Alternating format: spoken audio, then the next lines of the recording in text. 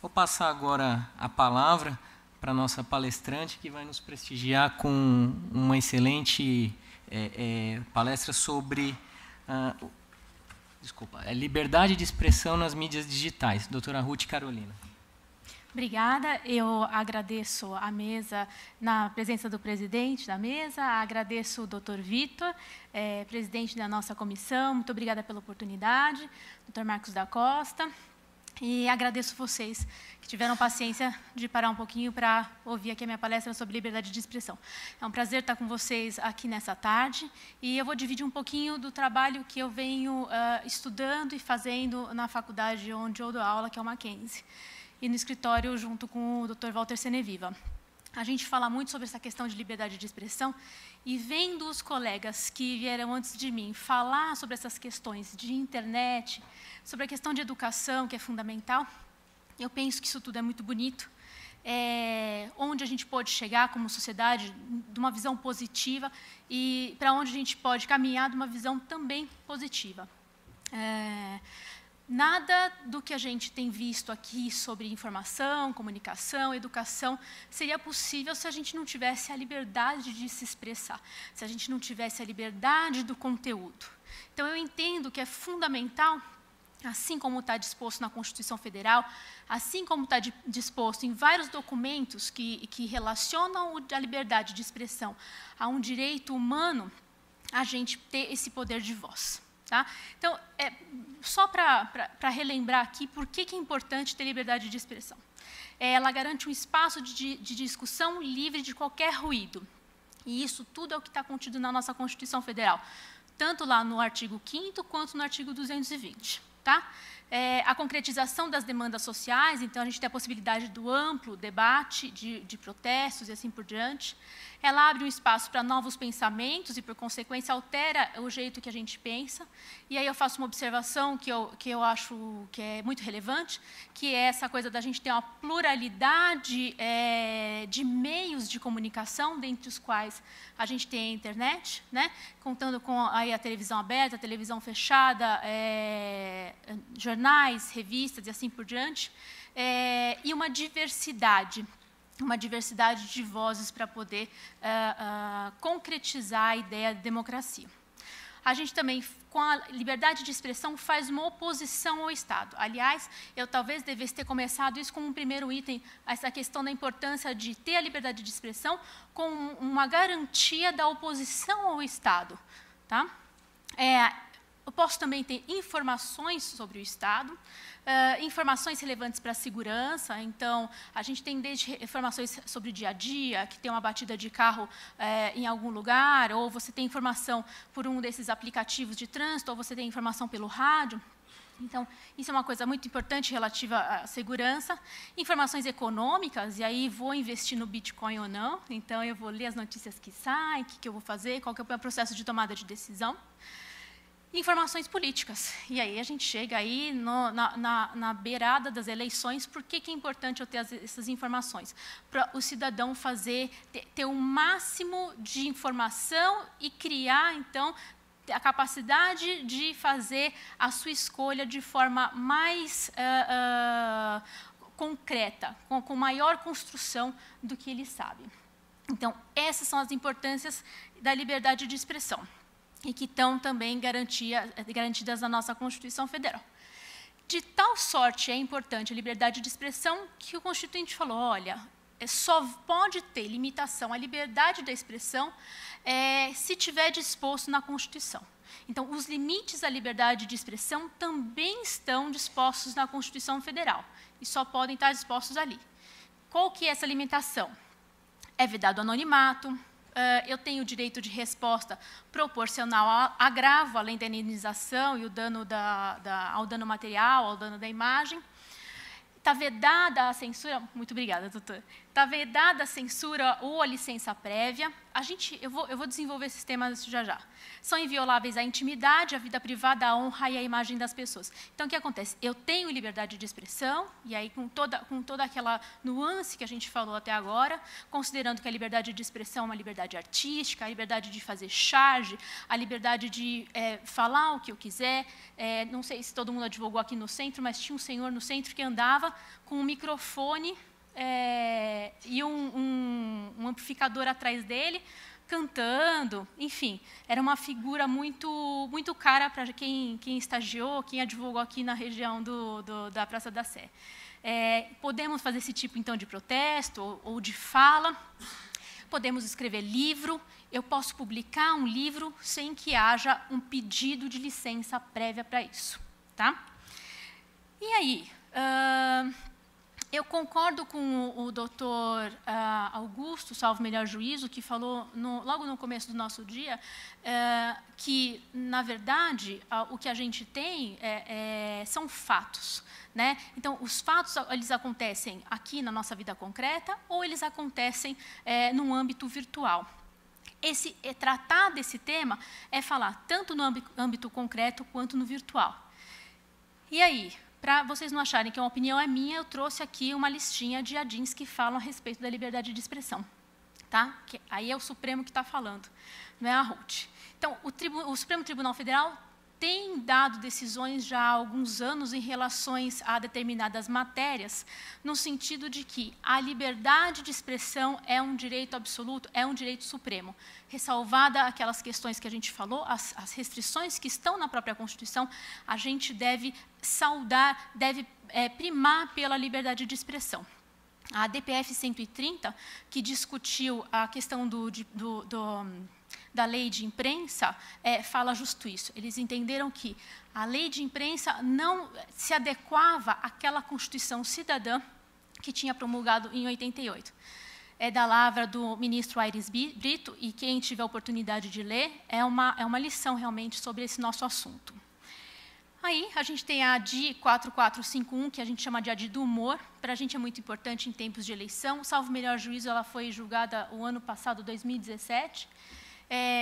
Mas eu não tenho certeza da data, que fala dessa questão seguinte: na lei eleitoral tinha uma limitação do que você podia fazer em relação ao candidato. Fazer trucagem, que é aquele negócio que, quando tinha aquele programa CQC, que o cara ia no Congresso Nacional, ele estava falando com um político, fazia um barulhinho, um negocinho no nariz dele, fom, alguma coisa desse gênero. Então, a lei eleitoral limitava isso e houve uma ação falando, escuta, você não pode limitar isso, isso é liberdade de expressão, de uma forma humorística, mas é liberdade de expressão. E nas eleições no Brasil é um território muito rico. Né? Só essa semana eu recebi vários memes de vários candidatos. O mais recente são todos os candidatos reunidos como se fosse aquele negócio do bruxinho do Harry Potter, sabe? Cada candidato como um membro daquilo. Então, na verdade, dilui um pouco e a gente acaba aí, brincando com as informações que a gente tem a esse respeito.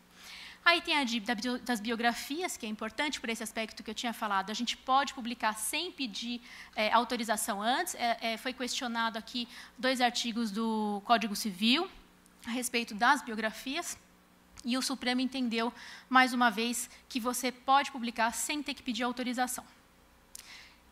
Tem a da classificação indicativa, que era obrigado, a televisão tinha uma certa obrigatoriedade, um comando de que ela veiculasse um determinado conteúdo dependendo do horário, respeitado aí as idades, e essa ADI foi para discutir a questão da obrigatoriedade, então a classificação tem que ser indicativa e não obrigatória. Né? E aí essas ADPFs que ainda estão em curso, que discutem a questão do bloqueio do WhatsApp. Elas ainda não foram julgadas, embora tenha liminar. E aí, como é que funciona isso? Eu trouxe aqui 2 decisões para vocês depois darem uma olhada do STJ, que dizem sobre a questão do anonimato nas redes sociais. Né? Então, o que eu tenho visto dessas decisões, todas indicam o seguinte: olha, a gente tem que primar sempre pela liberdade de expressão. Tem que ter um resguardo da intimidade da pessoa, e aí a gente conhece vários casos de violação de intimidade e tal, mas eles devem ser pontuais e têm que ser vistos com maior cuidado. às vezes a gente tem que privilegiar o interesse público em detrimento do interesse privado. Eu vejo que isso tem que ser feito com muito cuidado, com 2 pesos e 2 medidas, e os tribunais superiores, que são a fonte efetiva da nossa pesquisa, né, têm feito isso com muito cuidado. Então, eles entendem, olha, eu vou analisar caso a caso se houve violação. Traz para mim o seu caso. E eu vou ver, houve violação à sua intimidade ou não. Eu acho interessante essa frase desse RESP, que diz assim: o maior potencial lesivo das ofensas via internet não pode ser usado como subterfúgio para imprimir restrições à livre manifestação do pensamento, da criação, da expressão e da informação, cuja natureza não se altera pelo fato de serem veiculadas digitalmente. Então, não é que a gente não deva se socorrer desse direito à nossa intimidade ou pedir direito de resposta. O que acontece com a gente na vida concreta deve acontecer também na vida virtual. E aí, pegando um pouquinho o gancho da palestra do Dr. Walter de manhã e falando sobre a questão da notícia falsa, existe um projeto de lei, que também eu vou deixar aqui no material para vocês darem uma olhadinha depois, justamente para evitar que sejam publicadas notícias falsas. É uma proposta de reforma do Código Penal para se evitar que sejam publicadas notícias falsas. A gente sabe aí do caso da Cambridge Analytica, que foi um caso envolvendo o Facebook, e as diversas informações ali contidas, as quais eram manipuladas pelo próprio, esqueci o nome do Zuckerberg, né, do conglomerado dele. Qual que é o risco disso? Qual que é o cuidado que a gente tem que ter? Por mais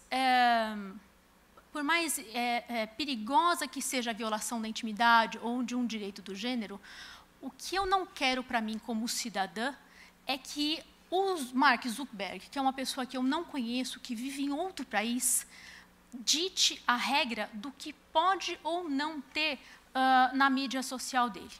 E essa foi a proposta dele quando aconteceu aquele fato da Cambridge Analytica. Ele estava dizendo justamente que ele achava que tinha que ter uma Suprema Corte dentro do Facebook. Essa notícia estava na Folha de São Paulo, que deveria haver uma corte dentro do Facebook para dizer o que era publicável ou não. E eu acho isso muito arriscado. Ele não tem legitimidade para tanto. Li recentemente, e ainda nessa questão do teor das eleições, que ele tirou várias páginas já do ar aqui do Brasil, que seriam perfis falsos. Até que um candidato a deputado falou, olha, essa página existe, ela é minha. Então, a gente precisa ver qual o risco que a gente quer correr. E já terminando, esse é o projeto de lei que eu falei, deixo aqui, tem essa notícia que saiu recentemente, até foi veiculado no nosso grupo de liberdade de imprensa, dizendo que o Morales quer criar a lei da mentira na Bolívia. E a frase embaixo dizia assim, isso tem uma cara de censura, uma censura velada. Tá? Deixo aqui um dizer do nosso presidente federal, do Lamar, que estava comentando a respeito do que aconteceu com a advogada lá da OAB, mas acho que a fala dele se aplica para muitas coisas. Na verdade, a liberdade de expressão tem que ser ampla e plena, e a gente tem que cuidar disso. Quem tem que fazer a avaliação do conteúdo, se ele é bom ou não, somos nós. Como o Dr. Walter disse, sou eu que vou escolher se aquele conteúdo vai ser passado para frente ou não. Isso é uma cidadania ativa. Então, eu pego as rédeas da democracia nas minhas mãos. E a liberdade de expressão é um medidor da democracia, da maior ou menor democracia. Junto com pluralidade partidária, alternância de poder, ele é uma medida de eu ter uma democracia forte ou não. A conclusão disso, então, é que isso está nas nossas mãos e o poder que a gente tem na educação de transformar a maneira como a gente percebe as notícias, como a gente passa a notícia adiante, é impactante. Na Europa, eles já vêm estudando isso se chama Media Literacy, e eu espero que, dentro em breve, a gente possa instituir isso também nas escolas, nas faculdades, de forma que nós, cidadãos, possamos estar com as rédeas nas mãos e fazer essas escolhas, sem ninguém tolher o bem que é inestimável para a gente, que é a liberdade de expressão. Então, muito rapidamente, isso era o que eu queria ter falado para vocês. E agradeço mais uma vez a oportunidade.